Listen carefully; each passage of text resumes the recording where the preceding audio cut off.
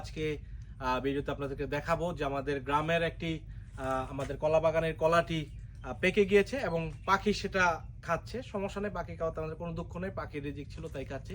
এখন আমরা পাকা কলা সেটা খাওয়ার উদ্দেশ্যে সেটা আমরা কাটবো। তো আসুন আমরা কলাটা কাটি। আর আপনারা অবশ্যই কলার পুষ্টিগুণ সম্পর্কে জানেন যে কলাতে প্রচুর পরিমাণে পটাশিয়াম থাকে, ভিটামিন সি থাকে। তো কলা আসলে শরীরের জন্য এবং শরীরের রোগ প্রতিরোধ ক্ষমতা বাড়ার জন্য খুবই গুরুত্বপূর্ণ ভূমিকা পালন করে। আপনার যদি শরীর দুর্বলতা লাগে, দুর্বল থাকে, সেক্ষেত্রে আপনি নিয়মিত কলা খান। আপনার যদি কোষ্ঠকাঠিন্য সমস্যা থাকে সেক্ষেত্রে নিয়মিত কলা খান, দেখবেন ভালো হয়ে গেছে।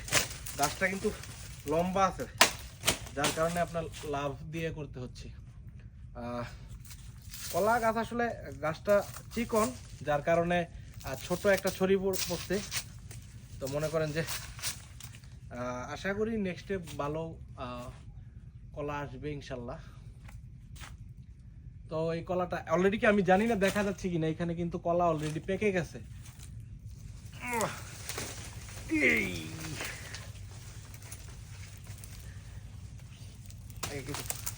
পাতা কেটে কমিয়ে নি।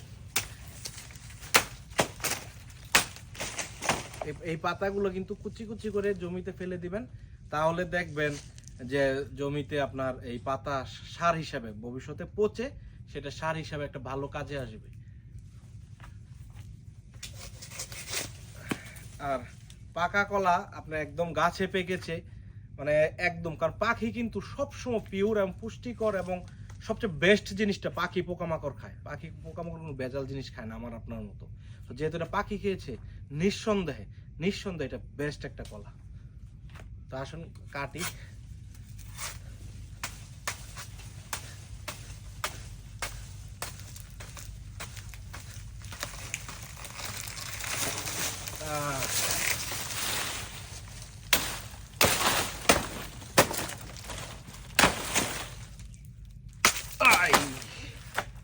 ভেঙে গেল থেকে।